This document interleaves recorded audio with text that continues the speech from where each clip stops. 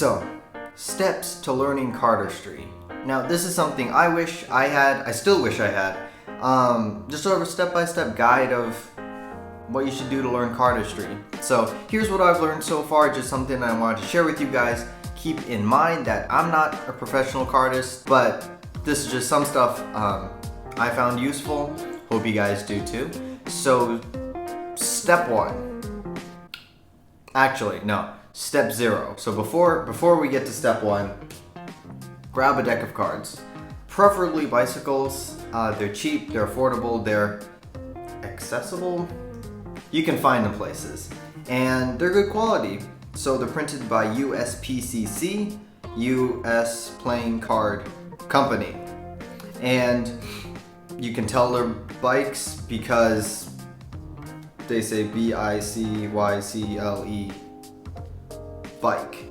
So those are good cards to grab. If you have other ones, grab those. Just make sure they're poker sized, meaning they're this sort of rectangle, not bridge sized, meaning the skinny ones that are this tall and like weird. Because most packet cuts are really designed with, you know, this size of card in mind, and then customized cards and all that stuff are all poker sized. So grab a deck of these. Now for step 1.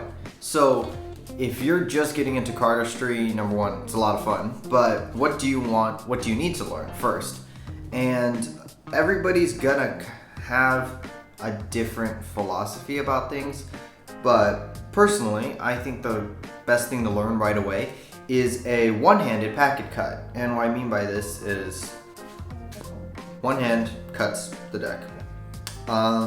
So I think the Charlier cut is a great place to start because it's like the simplest packet cut. It, you know, gets things done and it gives you a good feel for the deck. Now also, for most of the stuff and moves that I mentioned, I'll leave a link to a tutorial. Most of them will be mine, some will be other people's, but besides the point. Anyways, Charlier cut, I would recommend learning it with both hands just because it gives you a feel for the deck and it helps you with your dexterity and stuff. Yeah, put in some time. You can watch a movie, you can do whatever you want, and just practice the Charlier cut. So I'd recommend learning a one-handed cut, a fan, and a simple two-handed cut. So the one-handed cut, a fan, so I'd say the thumb fan, which looks like that. Fanning is a big part of it.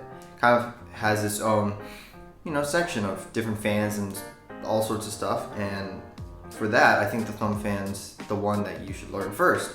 So, thumb fan, and then a two-handed cut, a simple one. I would start with a simple 3-packet cut. So, boom. Again, I have a tutorial for this. Everything's in the description. You guys can check that out later. So, a one-handed cut, a fan, and a two-handed cut. Sort of stage 1. Stage 2 is to learn the Sybil cut. The Sybil cut is sort of like the basis for a lot of cardistry. Like there are a lot of packet cuts out there, a lot of stuff, but all of them kind of stem back to the Sybil cut. Not all of them, but a lot of them. And a lot of people point to the creation of the Sybil cut as sort of the beginning of cardistry. It's not super difficult two-handed packet cut, but it'll definitely stretch your abilities and kind of push you to learn something different. And once you have that down comfortably, it's a great feeling, and you're starting to get into the territory of really nice looking two-handed packet cuts. So also in stage 2, I recommend learning 1 or 2 other two-handed packet cuts. I actually learned Honeycomb by Chris Ramsey, and I really enjoy that. I think it was really helpful because it teaches you kind of how to pivot cards around fingers like that. Plus, for its level of complexity, it's a really good looking 3-packet cut. So that's stage 2. Stage 3 is getting into a little more complex techniques and sort of complex stuff from like different areas. So I'd say first thing you'd want to learn is the Anaconda dribble. So it's a way to dribble cards. You pretty much are allowing cards to fall one by one out of the deck, and then you're shaping them and making this cool snake looking thing, hence the name Anaconda. This also is the beginning to learning the riffle fan and stuff, but we'll get into that later. Next, I recommend learning the spring. Now, the reason I recommend learning the spring is because I just got so many requests to learn it. I kept putting it off, and then after a while, I just got annoyed and was like, you know what, I'm gonna learn it, and I do not regret it. I honestly don't. Last move for stage 3, I'd say, would be a pressure fan. So this is a different type of fan. You, as the name implies, you use pressure. So pressure fan or under pressure, they're sort of the same movement. You're pressuring the side of the deck and the cards just move. Okay, so stage 4. Stage 4, I think you can kind of go back and fill in some bits and stuff that you didn't learn before, whether you're putting it off, whether you just didn't like the look of it, but you realize that you kind of need it later. Stage 4 is just a good place to fill all that in and learn some more complex two-handed cuts and some other moves. So in stage 4, I'd say you can learn the sort of S lapel spread. So you lapel spread and make this sort of S movement with it. Start learning more complicated two-handed cuts. So like Stockholm or Lindholm or whatever it's called. The one by Chris Ramsey. I learned that one. I think it's pretty cool. Also, I learned Transfix by Oliver Sogard. Again, it's in sort of the 4-packet territory, but these are adding a bit more complexity to the two-handed cut and making it look nice. So it's a good place, good time to learn that. And also now if you've learned the Anaconda, you should learn the riffle fan. So it's a more advanced fan and probably best noted for the lack of movement actually in the hands and the swinging movement of the cards, which creates this sort of illusion that the fan is producing itself. Probably one of my favorite fans. And when you get it down, you get to really see the different ways different decks fan out and the different sort of fanning patterns they have.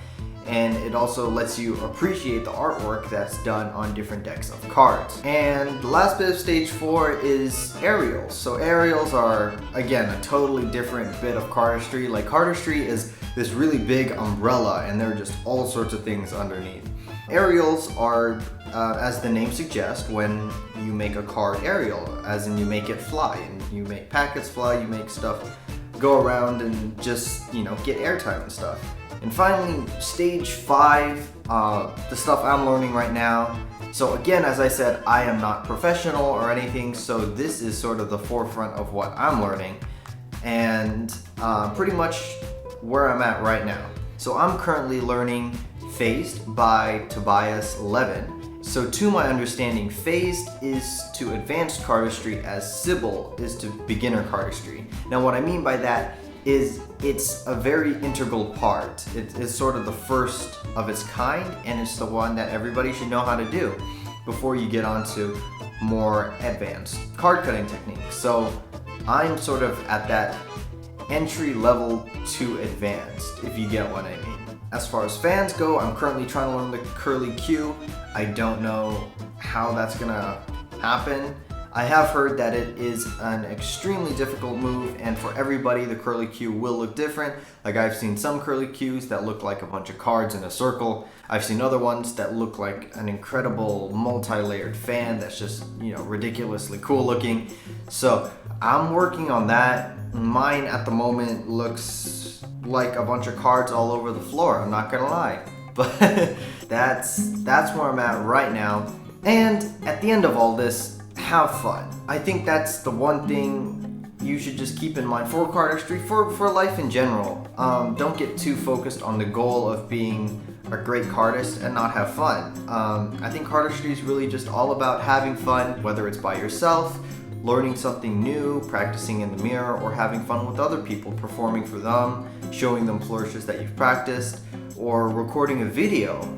That can also be really cool to edit together to create a piece of art really around these flourishes. Now to wrap this all up, I do have to say that everybody's going to tell you a slightly different variation. Some people focus on just packet cuts and go into packet cuts super quickly and get to like God level, like ridiculously quickly, and don't do other stuff as much.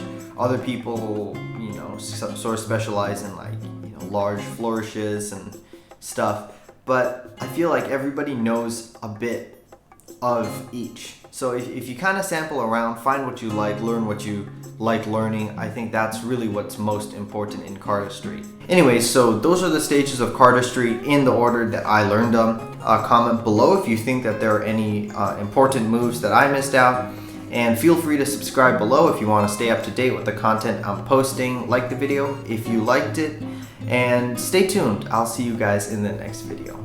Peace.